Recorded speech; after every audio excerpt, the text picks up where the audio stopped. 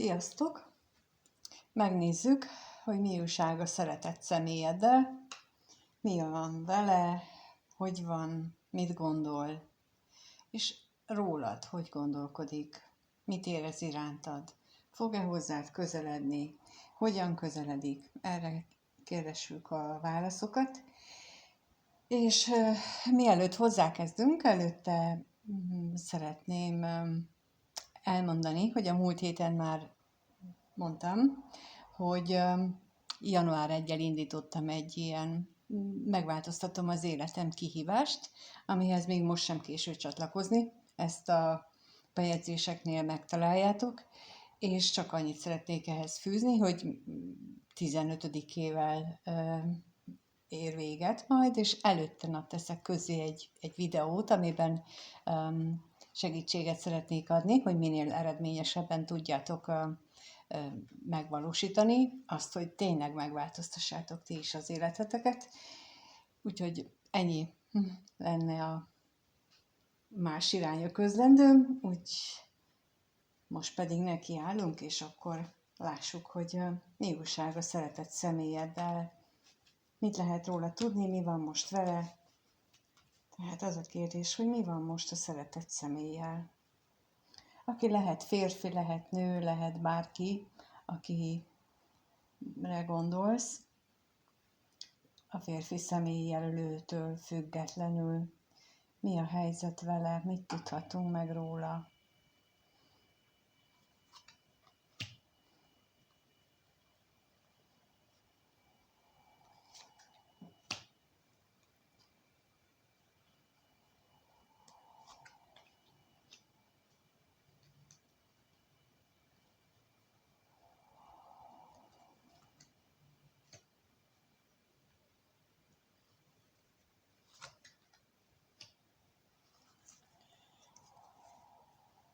Jó, remélem azért látszik valamennyire, mert karácsony elmúlt és új dizájnt csináltam, ami nem biztos, hogy éppen jó lesz, majd visszanézem, hogy mennyire látható. Nekem így jó, de hogy majd nektek ezt hogyan, azt megírhatjátok, hogyha gondoljátok. Ami látható a szeretett személyetekkel az, hogy ő most egy közlési kényszerben van.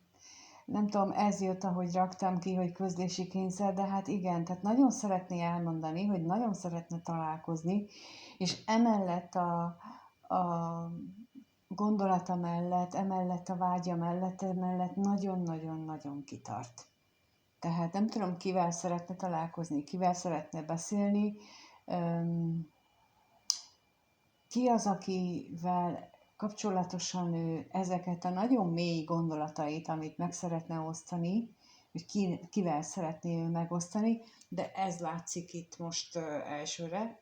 És rá is kérdezünk akkor, hogy megtudhatjuk-e azt, hogy ki az, akivel ő szeretne találkozni. Jó, tehát először azt kérdezzük, hogy a látogatásra kérek bővebb információt, kivel szeretne ő találkozni, miért van ez itt ennyire benne, ilyen nagyon erősen.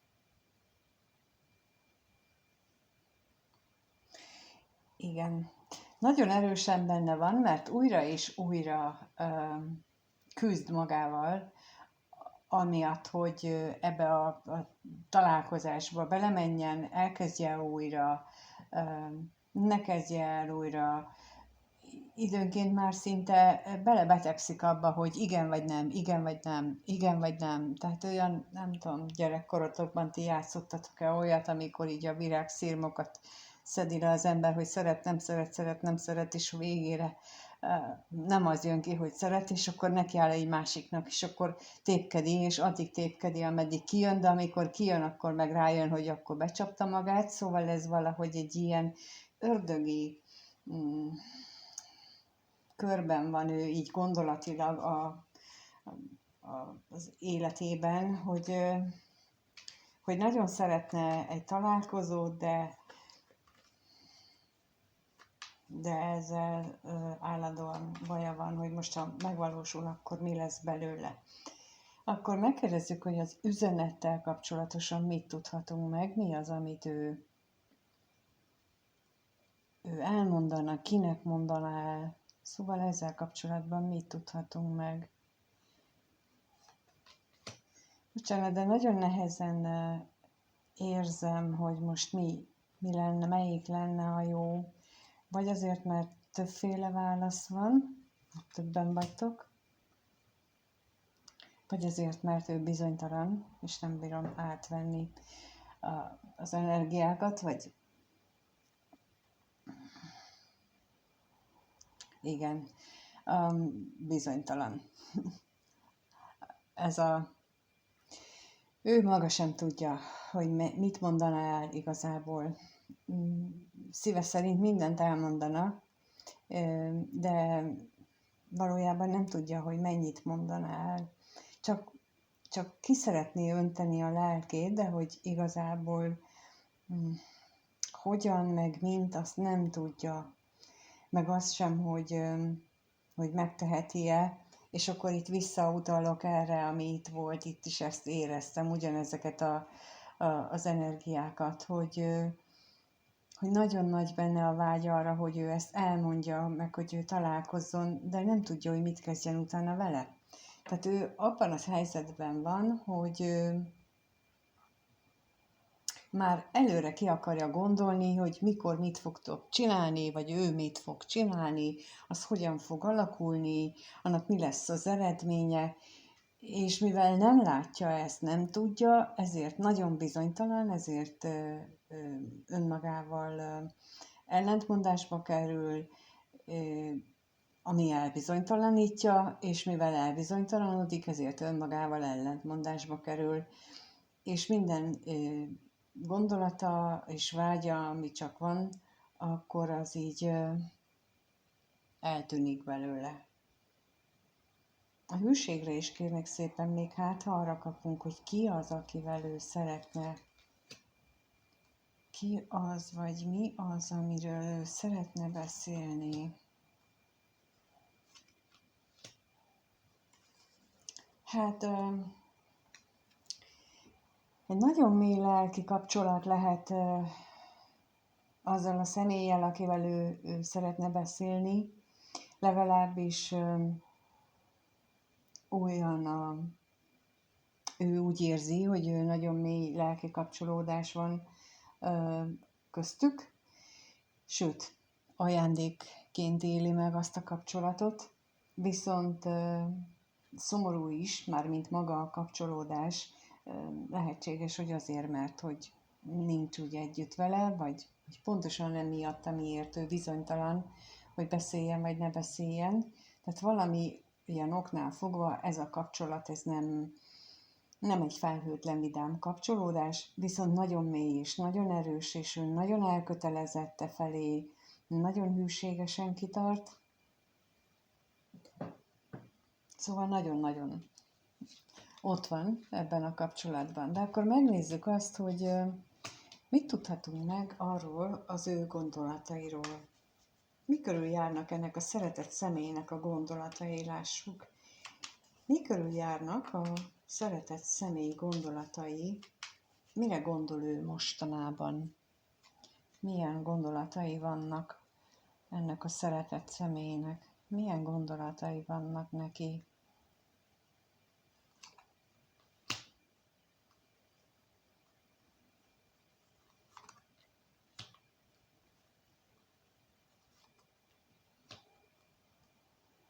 Milyen gondolatai vannak?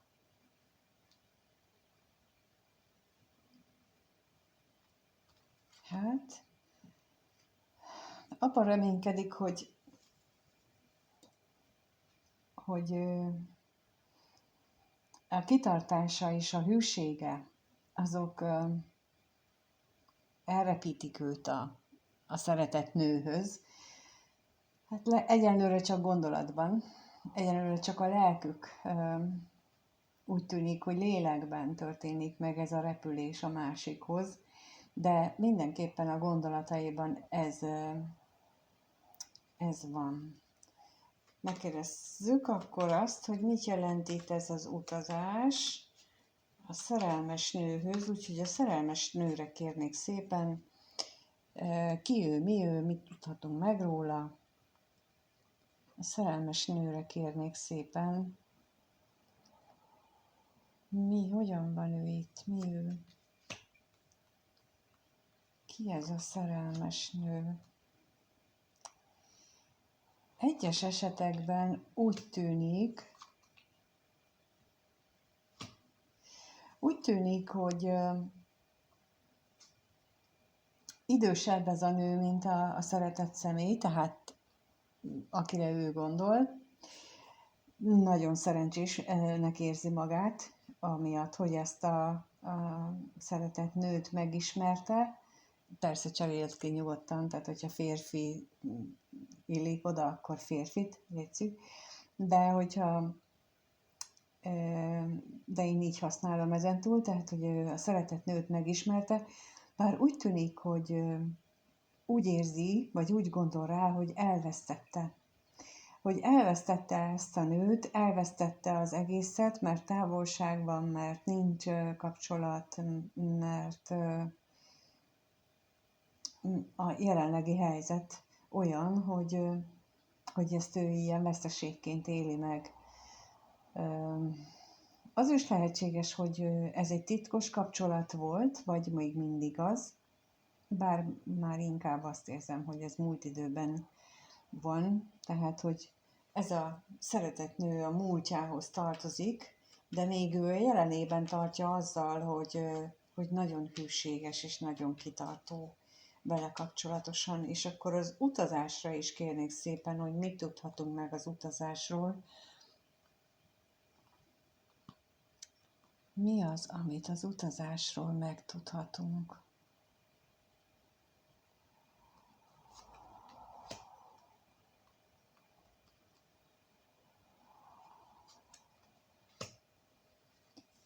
Hát, egy új szerelem, vagyis hát újra kezdeni.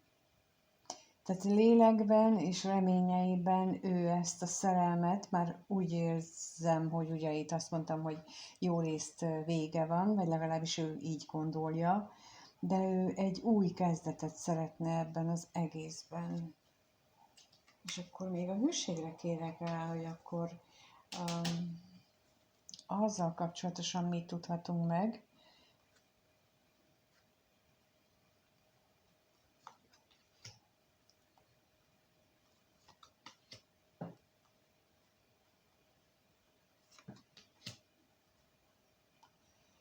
Azzal kapcsolatban. Hát rengeteget vacilál ez az ember, sokat gondolkodik rajta, ellentétes gondolatai vannak, és ugyanakkor ami őt erre a vacilálásra, hezitálásra, gondolkodásra készteti, az az, hogy olyan, mintha meg lenne ijedve a vágyaktól. Kinek a vágyai, vagy mi az a vágy? Megtudhatom ezt? Erre kérek még. Milyen vágyaktól van itt ő megijedve? Mitől fél ő?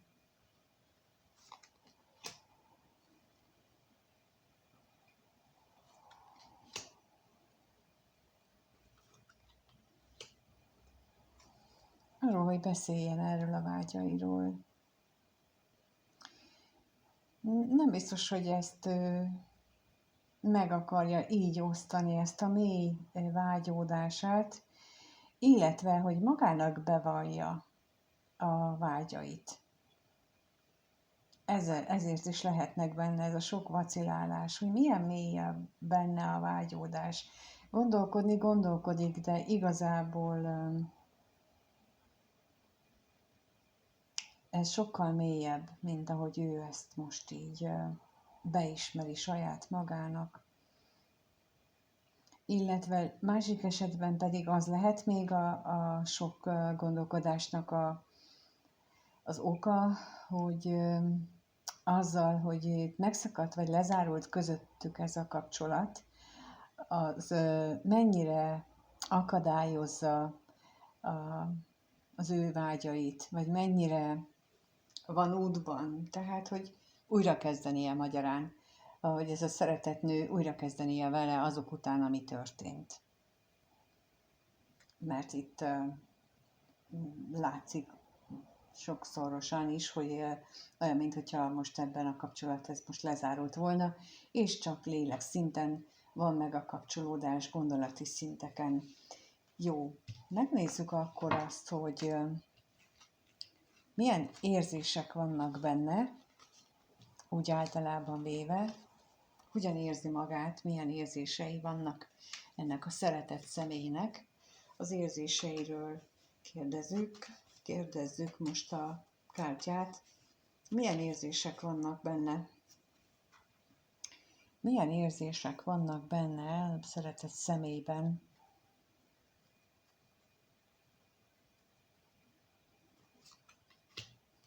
Mit érez ő mostanában? Hogyan?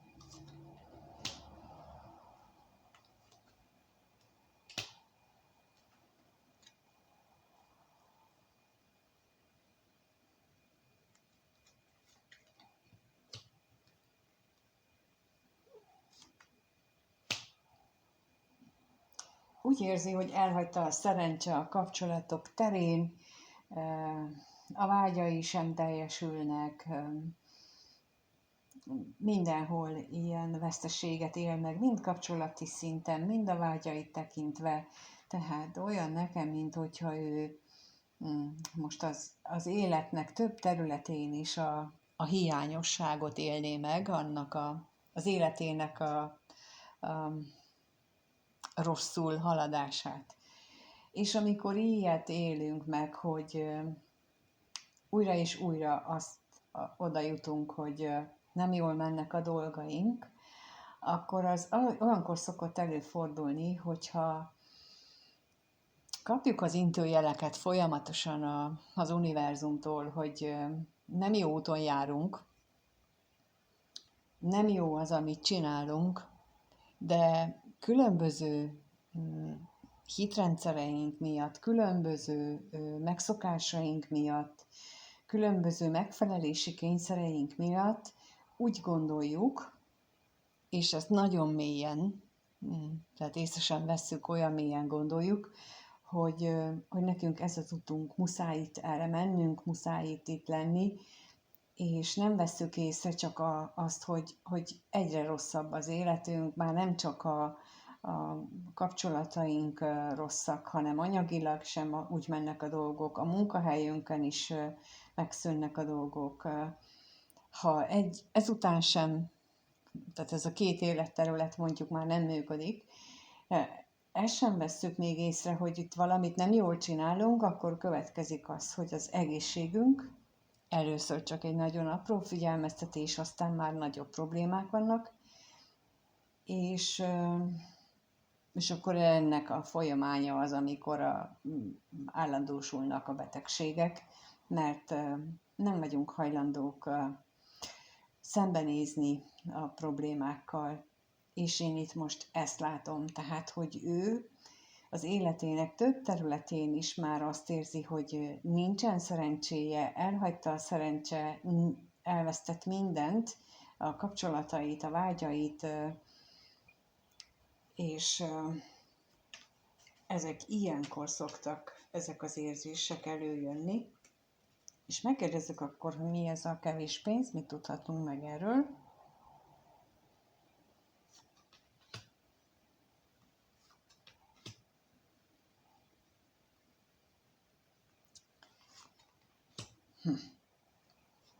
És a veszteségre is kérnék szépen.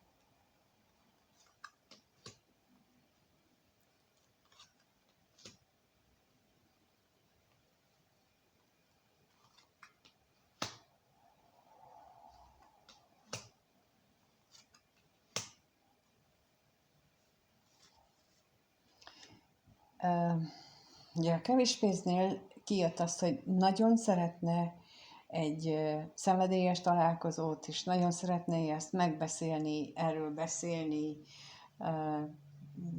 megbeszélni az időpontot, tehát magát a találkozót is, meg azt is, hogy ő mit szeretne, arról is szeretne beszélni. Ugyanakkor pedig itt a veszteségnél kijött ismét a szeretetnő, akivel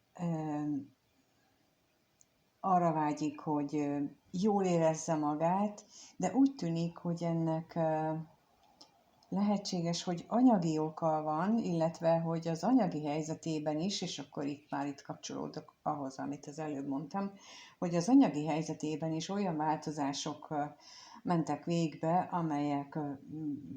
amelyek ezt nem teszik lehetővé. Például megváltozott a munkarendje, másképp jár dolgozni, mint korábban, másképp, tehát hogy ellentétesen járnak például, hogy nem tudna úgy olyankor időt szakítani, amikor erre lehetőség lenne. De jelentheti azt, hogy nagyon nagy a távolság, és akkor ahhoz sok pénz kellene. Természetesen akinél ez nem igaz, tehát nincsen túl nagy távolságot, akkor nem erről van szó. Ott valószínűleg nem szóval az ő esetében nem igaz ez a része a vetésnek, vagy a kirakásnak, úgyhogy, de ebben az esetben itt ilyen akadályokat él meg az érzelmi szintjében, az érzései között. De akkor most megnézzük azt, hogy vajon te vagy ez a személy? Te vagy ez a szeretetnő? Te vagy ez,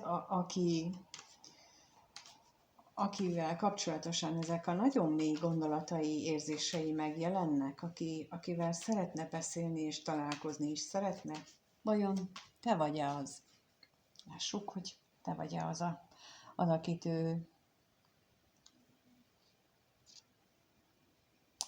akire ő vágyik ilyen mérhetetlenül. Bocs, ezért adták, mert én nem mondtam el a kérdést. Úgyhogy nem mondtam kérdést, és húztam. És ilyenkor ezt a hamisságot kapom.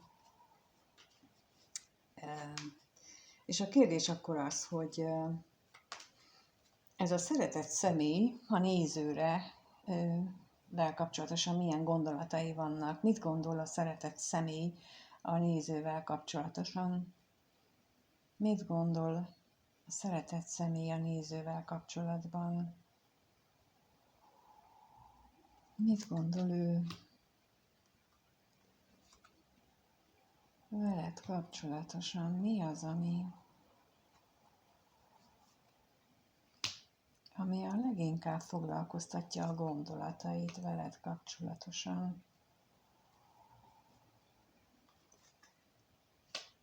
Hát úgy tűnik, hogy nagyon fél attól, hogy te hogy gondolsz rá, fél attól, hogy beszéljen veled, fél attól, hogy mire számíthat, hogyha ti beszélnétek, pedig belebetegszik a vágya, az utánad való vágyakozásba. Lehetséges, hogy egész eddig is rólad volt szó, mert itt arról beszélnek a lapok, hogy nagyon-nagyon erős benne a vágy, és kitartó. De akkor megkérdezzük azt, hogy mit jelent itt az a betegség, mit tudhatunk meg az ő gondolataiból, veled kapcsolatos gondolataiból a betegségnél. Arra kérek.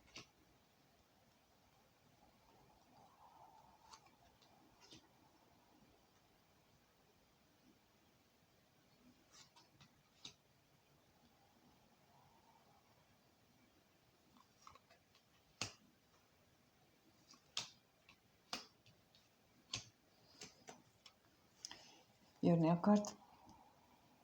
Hát két eset lehetséges, amennyiben te idősebb vagy, mondjuk, mint ő, vagy érettebb, vagy gondolkodásban, tapasztalatban, akkor azt is jelentheti, hogy nagyon vágyódik utánad, viszont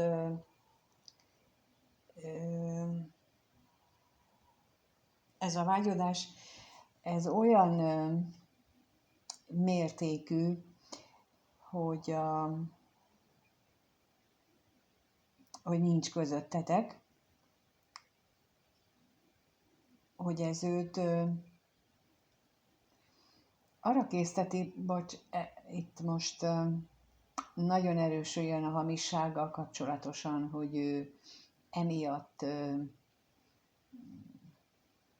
függőségekbe oda menekül, függőségekhez menekül, mert nem tudja ezt kezelni, olyan mértékben erősek az utánad való vágyai, és ezt megint itt a szerencsétlenség és szerelmes nő együtt esett ki. Tehát, hogy nagyon-nagyon heves, nagyon nagy szenvedélye van veled kapcsolatban, és egyeseknél az is lehet, hogy ezt italba vagy drogba folytja, tehát elmenekül a problémái elől, és akkor lássuk, mit tudhatunk meg a féltékenységről. A féltékenységről mit tudhatunk meg?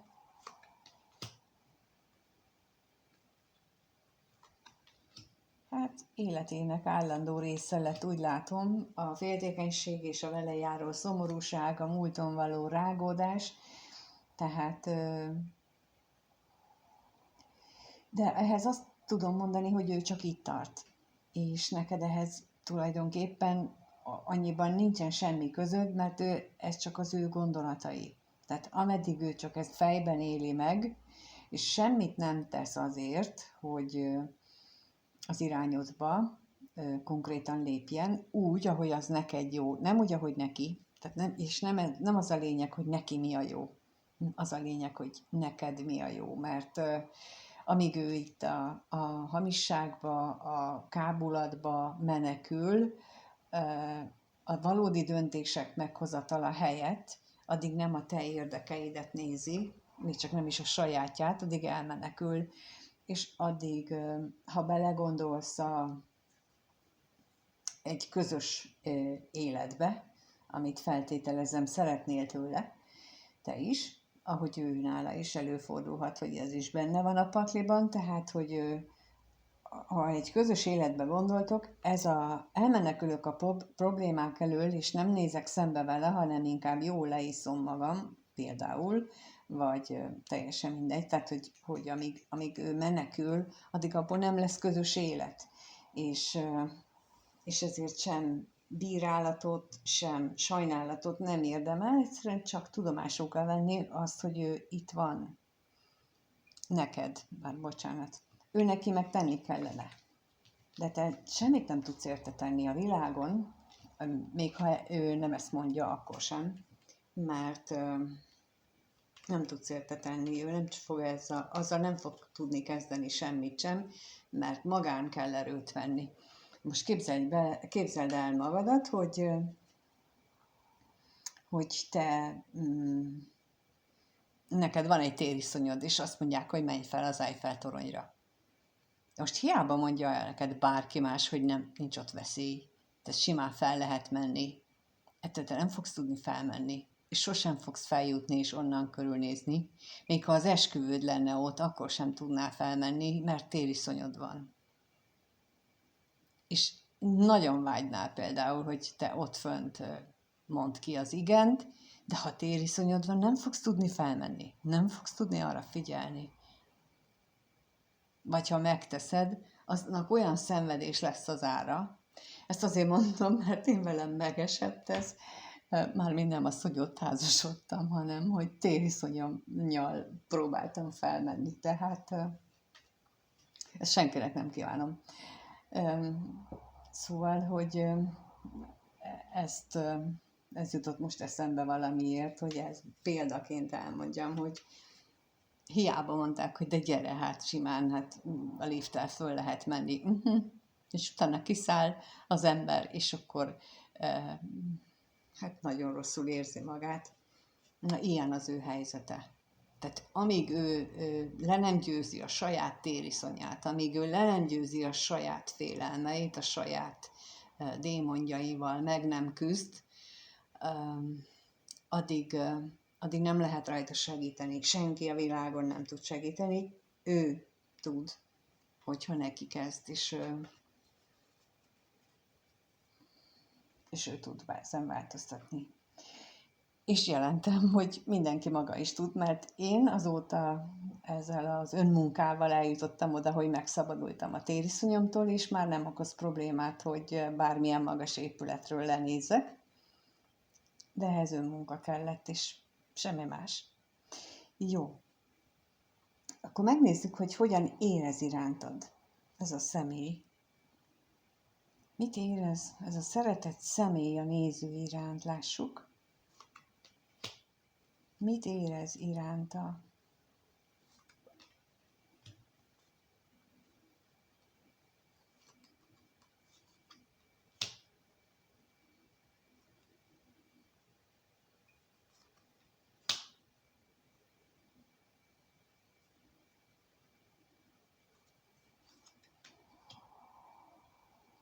Amit a gondolatainál láttunk,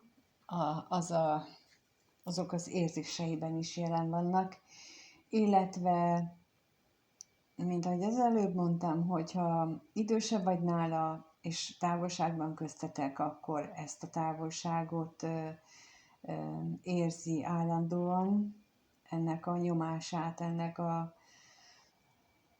súlyát, és most nagyon mélyet kellett levennem, tehát hogy ezt őt nagyon mélységesen érinti, nagyon elszomorítja, és nagyon nagy vágyat érez. Megint itt van a vágy.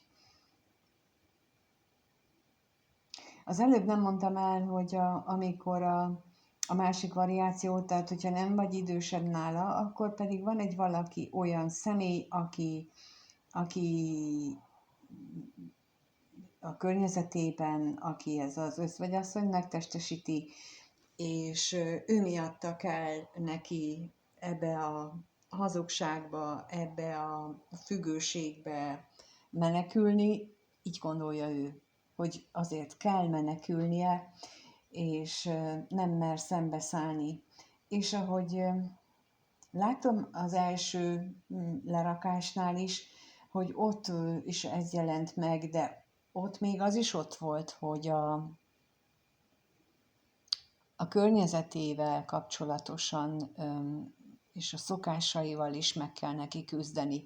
Tehát itt most jelentheti így ez az özvegyasszony lapja ezt mind, hogy ő ettől is szomorú, hogy a távolság, ez emiatt van köztetek. De akkor megkérdezzük, hogy mit tudhatunk meg bővebbet az özvegyasszonyról, itt a veled kapcsolatos érzéseinél. Mi az, amit megtudhattok? Igen.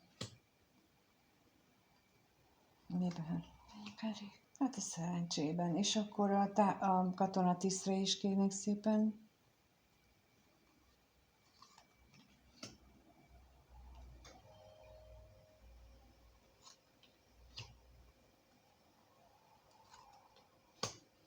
Bármilyen kommunikációnak nagyon örülne, ha lenne köztetek. Minden, tehát a legkisebb kommunikációt is, vagy a részedről a legkisebb üzenetet is ajándéknak élné meg. Ugyanakkor úgy látom, hogy nagyon reménykedik, de hát valójában csak a sorsban reménykedik, illetve a jó szerencsében, hogy történik itt változás, mert ő hátat fordított ennek az özvegyasszonynak, ennek az egész gondolatmenetnek, érzésvilágnak. Szerintem az idejének, az életének a legnagyobb részében igyekszik nem ezen gondolkodni, mert olyan nagyon, azt látom, hogy ez olyan nagyon fájdalmas az ő számára, hogy ezzel ő nem szívesen szembesül. És akkor ez megint csak azt támasztja alá, amit az előbb mondtam, hogy ő elmenekül a valóság elől, így fordít hátat neki, hogy ő elmenekül. És akkor a vágyra is kérnék szépen, hogy a vágyra is kérek.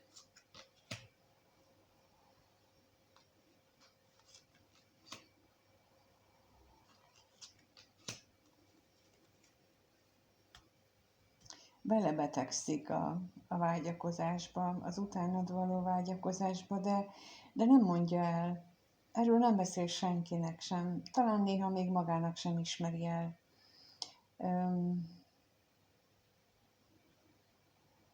És ha beszélnétek, akkor sem biztos, hogy ezt ilyen őszintén megmerné mondani, hiszen ottan az egyiknél volt az, hogy még abban is bizonytalan, hogy mennyit mondhat el, vagy mennyit mondana el, ha beszélnétek, hogy mit fedne fel magából, mert annyira bizonytalan abban, és akkor itt visszatérünk oda, hogy abban bizonytalan, hogy mi lenne a végkimenetele, mert hogy ő nem, mert ő biztonsági játékos, ő, ha nem tudja, hogy mi lesz a vége, akkor nem meri megkockáztatni.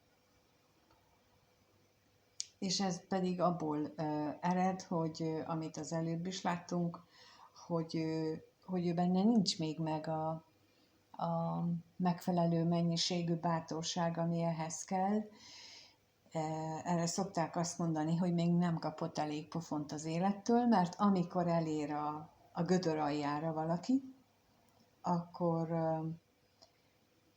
onnantól kezdve csak felfelé visz az út, és ő még nincs a gödör alján. Bármennyire is rossz a helyzete, neki még van tanulnivalója, van, meg kell tapasztalnia, van lejjebbet is. Majd amikor oda leér, és akkor minden jobb, mint ez a helyzet, hogyha majd elér erre a szintre, akkor tud megindulni felfelé, addig nem tud. És ez mindenki másra is érvényes, tehát hogy ez az alapvető dinamika minden nehéz helyzetben. Szóval itt megint jött egy emlékem, hogy amikor az ember azt kérdezi például, hogy tudsz még uram terhet pakolni rám, és akkor az a válasz, hogy igen. Tehát amíg még kérdezünk, addig még jön a válasz, hogy igen, tehát fogunk kapni terheket. Amikor már eljutunk arra a szintre, hogy már minden mindegy, bármit bevállalunk, csak hogy könnyebb legyen, na akkor értünk el a gödör aljára. És akkor nem tudni, hogy ez a szeretett személy most a gödör aljánra mikor fog odaérni, de azt megkérdezzük, hogy a következő 1-2 hétben veled kapcsolatosan összeszedi a bátorságát. Lesz-e benne már végre annyi bátorság, annyi erő, képes lesz-e megküzdeni a saját démonjaival, a saját küzdelmeit bevállalni, hogy valamit lépjen feléd, vagy egyáltalán mire számíthatsz te ettől a szeretett személytől a következő 1-2 hétben. Tehát az a kérdésünk, hogy mire számíthatsz te a következő 1-2 hétben ettől a szeretett személytől. Mi az, amire számíthatsz?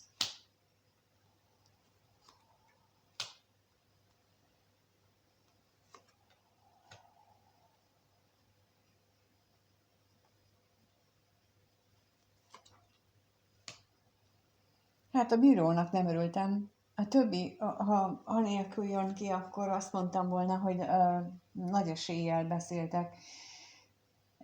Így a bíróval középen pedig inkább azt jelenti, hogy talán. Talán beszéltek, talán nem. Tehát néhányatoknál lehetséges az, hogy lesz kommunikáció, más a többségnél viszont úgy gondolom, hogy nem. Bár a lelki kapcsolat, a lelki kötődés az megvan, a remény, a vágy megvan, a szándék is lehet sok esetben, de fizikailag nem látom egyenlőre ennek a sok esélyét. De most megkérdezzük azt, hogy mit tudtátok meg itt a szomorúságról, hogy ez fogja őt bármire is veled kapcsolatosan.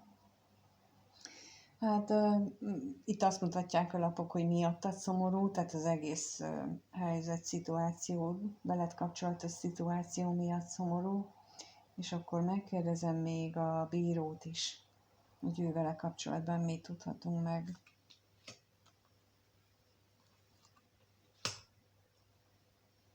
egyes esetekben felszínes szórakozásba menekül, más esetekben pedig olyan szinten magába fordul, hogy mindenkit kizár maga körül, és szinte nem is nagyon beszélget senkivel sem, még a környezetében sem. És a reményre is kérek még.